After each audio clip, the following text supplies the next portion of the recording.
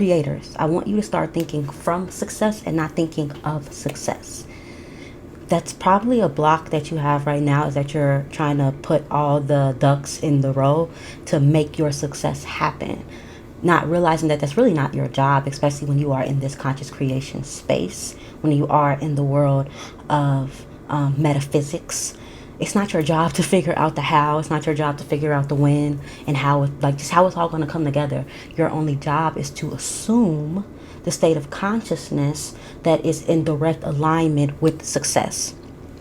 So when you allow yourself to just assume the state of consciousness that is in direct alignment with your success, you allow reality to rearrange itself, and then you'll spontaneously get, inspired action, right? You'll spontaneously have inspired action. You'll spontaneously start receiving thoughts that are in direct alignment with what you want to manifest into your reality, which is the success of your creative career, the success of your creative business. So this is definitely for my creators. So if you're not a creator, this will still help you, but this is specifically for my artist friends, my creatives who have been limiting. You've been limiting yourself because you feel like, you have to create something that's so perfect and beautiful in order to create the impact that you want, when that's just not the case. All you have to do is just trust that when you imagine the end state, whatever the end state is for you. So if the end state is having a creative business that's lucrative enough to quit your job, and you're able to support your family, you're able to travel whenever you want, you're able to open that nonprofit, you're able to donate to charities, you're able to build that community that you want, right? If you see that in your imagination, and the best way I found to do it is imagine that you have it all. And what would imply that you have it all? When you see that in your imagination and you accept that imagination does in fact create reality, then just stay in that feeling of what you saw in your imagination and what you felt in your imagination. And from there, spontaneous action will happen. Instead of trying to figure out what exactly do I have to create? And why aren't the ideas coming to me that's going to blow me up or create the most impact or make me the most money? Don't worry about that. Just go straight to the feeling of how would it feel if this was already true. So my name is Beyond Taylor, and I am here to help you go beyond your self-imposed limitations.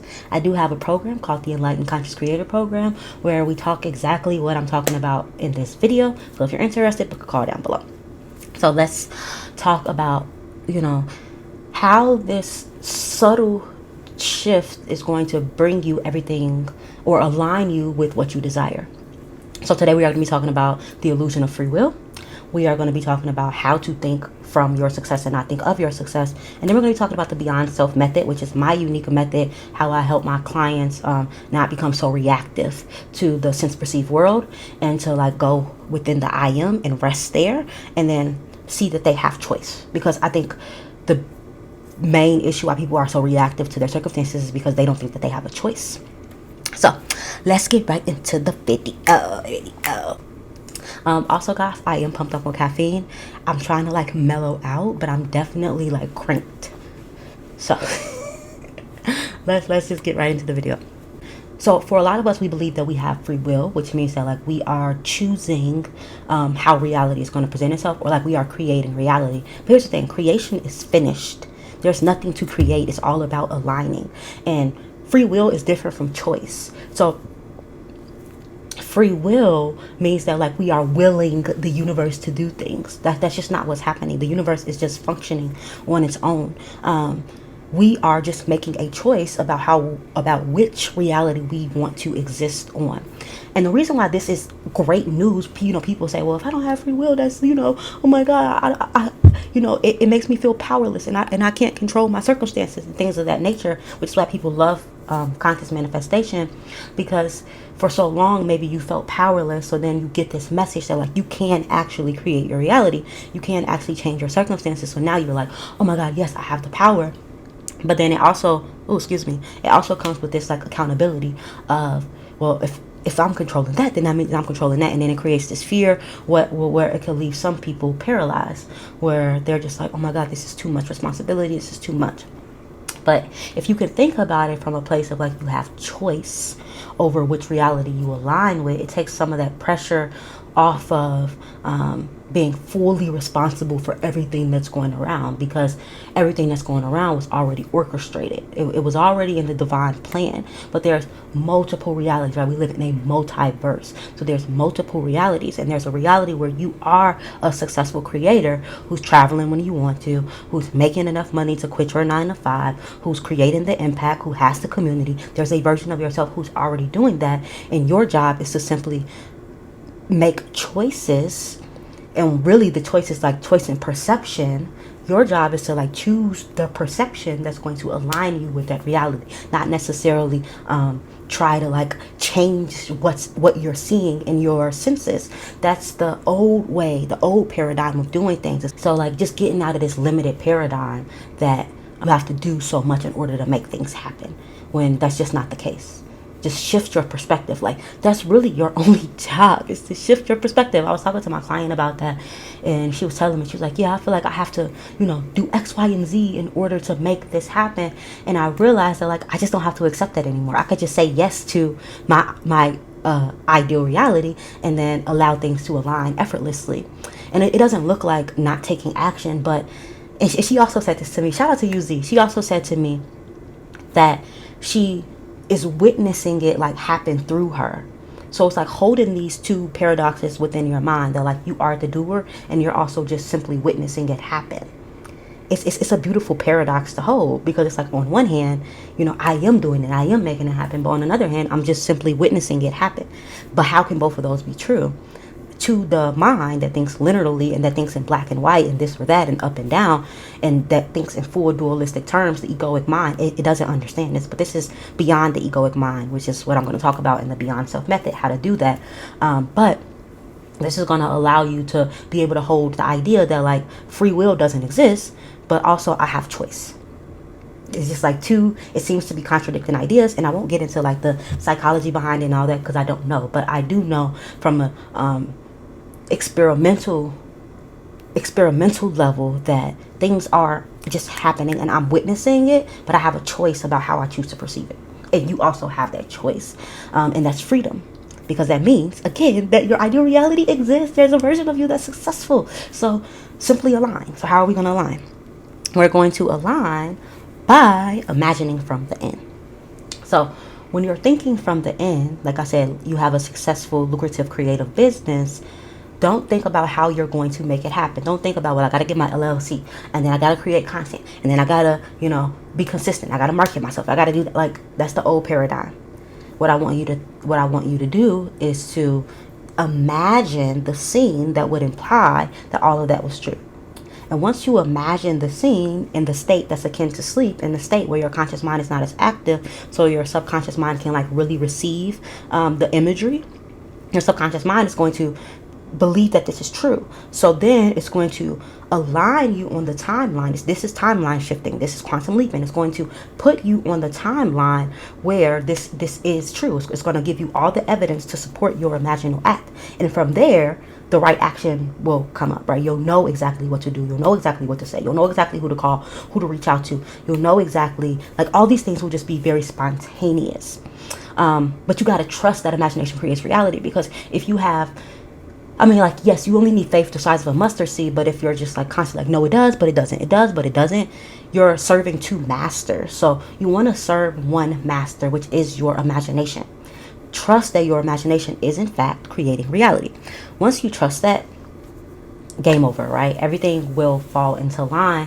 And then from there, when you are going throughout your experience and you see like, okay, in my imagination, every time I open my bank account, there's no anxiety, and I have, $50K just in my checkings account, and I got, $200K in my savings account, and I'm investing in it. Like, you see this in your imagination, but then you open your bank account in like the sense in this time period, and maybe you got like $10, and immediately it sends this like panic through the body and this anxiety that like, oh my God, I'm fooling myself, I'm lying to myself, like this is what's actually real. Don't think of that. But thinking from is saying, I'm grateful for the $10 that I have in my bank account, because this is the thing, like, you don't need your senses, you don't need the evidence of your senses to change in order to feel what you would feel if it was $50,000 in your checkings account. So when you see the $10, how would you feel if that number was $50,000?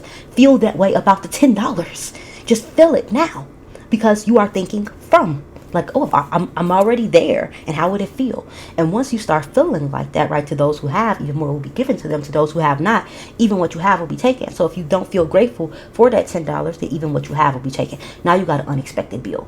Now a subscription just came out. That's $16.99. Now your account is negative because you weren't grateful for that. And even let's say you are grateful for that, you're like, no, I am. Like, I do that and I feel it. And then the subscription charge still comes out. So even if the subscription charge still comes out, can you still feel grateful that, like, oh my God, this is so cool because I'm able to like pay for this subscription that allows me to, watch my favorite show, or that allows me whatever subscription you're paying for? Can you still find gratitude? Can you still, like, what would you feel if you had the money and that subscription came out? Would you be sitting over there like, oh my God, I can't believe it? No. How would you feel? And from this, you allow magic to happen. You have no idea how the account will repair itself, right? You just don't know how these things are going to work itself out. So just think from the end. If you are a creator and you're putting yourself out there online, don't look at how people are receiving your art, how people are receiving your creativity from the version of yourself now, from the state of consciousness that you are in now. Embody the new state of success. And when you are looking at that, how would you feel if it was the type of interaction that you wanted on your creation? Feel that now. Don't look at the numbers and be like, oh my God, I only got 300 views. Oh my God, I got 300 views. And if you feel like this is kidding yourself, then like maybe you need to go into some gratitude practices and like go more into your visualization and allow yourself to ignite what it would feel like if, like, what it would feel like in the end of your desired reality. That's going to allow you to practice feeling if you do struggle with feeling now. Even more uncomfortable emotions. So I was also telling my client, I said, you can even, like, you're not always going to be like super giddy and excited when you get your desires. Like, that's just not the case. Like, naturally, like, it has to be very natural for you to like fully accept it. So like naturally in your ideal reality, you're still going to feel anxiety. You're still going to feel anger. You're still going to feel sad. But when you are feeling those emotions now, how can you use those to your benefit? So instead of being sad because it hasn't happened yet, what would you be sad about in your ideal reality? Like, let's say you have a whole bunch of money, but let's say you're sad because, your family members there, or don't even create that for yourself. I don't know. Just like, but maybe that's the case, right? You're sad because now your family member, they always got their hand out. It's just like using your emotions to think from the end. Like, don't allow yourself to be like have anxiety because it hasn't happened yet. Like, what would you be anxious about if you were in your ideal reality? Maybe you're anxious because you haven't made the deadline that you set for yourself to have a project out. When that anxiety comes, think of like, oh my God, I would be so anxious if I don't have my project out. It's magical thinking. It's magical feeling. And the more that you imagine, this becomes very automatic for you to, because thoughts are always being signaled to us. So the more that you imagine, you start to see that you have a choice. So you can either choose to identify with the old state of consciousness, or you can choose to identify with this new state of consciousness that is in direct alignment with your reality. This is thinking from. And it takes practice. I don't expect you to do this overnight. I expect you to be consistent with the practice. Not beat yourself up when you find yourself in the old state of consciousness, to have compassion with yourself and just know that, like, okay, I'm proud of myself for noticing that I wasn't in a state. Let me just get back into the state. So last but not least, because I don't want to make this too long. But last but not least, like, how's the best way you're going to do this is using the Beyond Self method, which is my method about how to see yourself as the I am. Because when you are able to rest in the I am, you clearly see that you have choice, and you also clearly see that, like, free will is an illusion. Because by resting as the I am, which is like just resting as the witness, as the observer, be still and know that I am God. When you rest with that, you see that it's all happening on its own. The same way your heart is just beating, your hair is just growing, your fingernails are just growing, you get a cut and it heals itself. You see that there's something moving through you that's much greater than you are. But then you also see that you are that thing. So it allows you to have this like deep peace in experience, and not like resist or attach to any experience. And it just allows you to flow. And this is the best way, in my opinion, to manifest your ideal reality, to manifest the success that you want for yourself, to align with this ideal reality, is by not judging after any experiences, and not clinging or resisting any experience. And you do that by constantly asking the question, like, who am I? Or what is it that's aware of the experience? So when I ask you that question, like, where does your attention go? When I ask you, like, who are you? Where does your attention go? Maybe initially your attention will go to thoughts about who you believe yourself to be. But like, notice that there's awareness of that answer. So like, what is it that's aware of any thought that you have? Or what is it that's aware of your experience? Where does your attention go? And what's going to happen is, like, attention is so used to going towards objects. It's so used to going towards like sensations.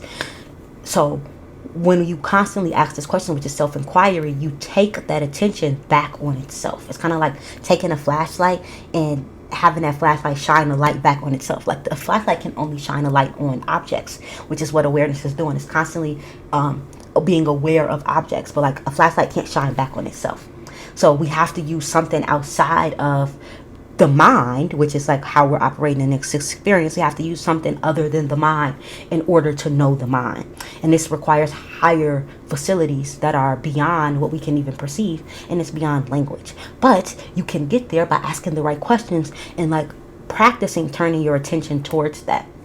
So that's what I teach my clients in the Beyond Self system, so that when unfavorable circumstances are appearing, or uncomfortable emotions or negative thoughts that seem to like really pull the attention, you ask that question, well, who is it that's aware of these thoughts? Who is it that's aware of this attention? And just asking that question, you turn your attention to what's aware. Even if you can't make sense out of it. You're not going to be able to make sense out of it. But when you turn your attention to what's aware, by consistently doing it through practice, what's going to happen is there's going to be an opening.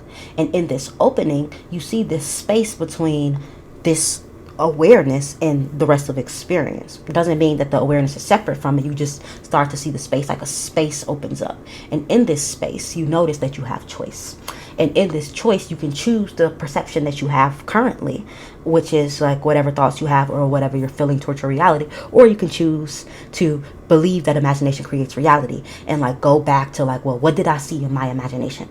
How can I what choices are, what thoughts are available to me in this moment that align with this? And then you put your attention on those thoughts. That comes about with enough space. If there's not enough space, if you're constantly chasing every thought and every feeling, then you're going to feel like you're controlled and you're at the whim of these thoughts and feelings. But you're not. Because you are beyond them, but you're also them, right? Because this is a non-dual experience. There is no separation. But in the beginning, you must see that like there is some type of separation to create that space. And once that space is created, then you can see that there really is no separation, that everything that you are experiencing is like consciousness experiencing itself. But we don't need to go there. If you are interested in going there, I do talk with my clients about this. We have very high level, deep conversations to like support their journey towards their creative passions. This is exactly what happened with my client A, who was able to I remember she said that to me like after our first session. She was like, oh my God, I for the first time I see that I have a choice.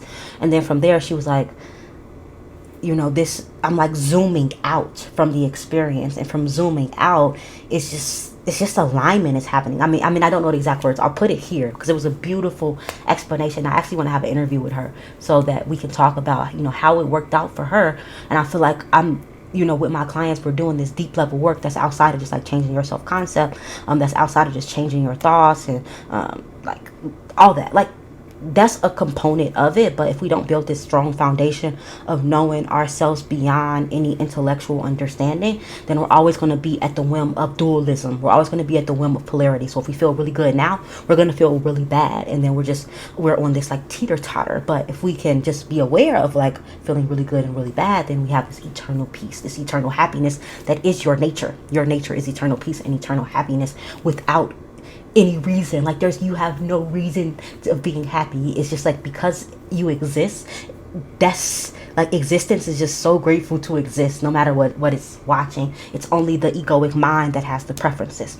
But for me, there's nothing wrong with preferences. I know a lot of people in this space, non-dual teachers, they'll say, preferences are the cause of suffering. And like, sure, but when you can see that preferences are the cause of suffering, then you don't have to get entangled in it. You don't have to get caught up in it. So like, you're in the world, but you're not of the world. So you can still enjoy the dualism without being caught up and at the whim of the dualism. You just witnessing it while playing. It's just this beautiful, like, learning how to dance in this like paradox. You really just like, ooh, yes, and then when suffering comes, or even when happiness comes, like, you don't attach to any of it. You are beyond all of it, and you are also it at the same time. It's just it's a realization that happens through practice, right? And I can support you in that practice, so that through the process of like visualizing, reprogramming the subconscious mind, taking actions that not are to make your desires happen, but you're taking actions as if you are already that person now. You're acting as if. Doing all of those things combined creates what we like to call miracles, but they're not miracles. It's what's already happening anyway. We've just had a wrong perception. We've just been viewing it from the egoic mind and not from the like bigger S, as I like to call it. So once we start to view it from the bigger S, all these actions are not a means to an end. It's just an expression of consciousness. It's just an expression of our magnetic, magical nature. Don't want to harp on this too long. I think I'm gonna end it here, cut it out here. But yeah, that's all I got for you guys. I really hope that this helped you. So remember, it's be, do, have, not do, have, be. Because a lot of times people will feel like, well, I have to do in order to have, and then once I have, I'll feel. No, it's like you feel, and from feeling, action spontaneously comes up, and then once action spontaneously comes up, then you'll get. Or you can even have, by having it within imagination, and then from having it within, then like doing just becomes an expression of this fulfillment that you know is yours. So yeah, that's all I got. Follow me on Instagram to keep up with 75 Hard. If you want a template of 75 Hard, it's down below. And join the Beyond Collective, where we have weekly group Q&As, workshops, and also it's just like a beautiful community over there. So I would love to see you there if you're interested. But if not, keep coming, watching the videos. And that's all I got. I will be seeing you guys in a few days, because your girl is posting twice a week. Look at me now. Oh, look at me now. Oh, I'm getting paper. Okay. That's all I got, guys. Oh, man. Okay, bye. Bye.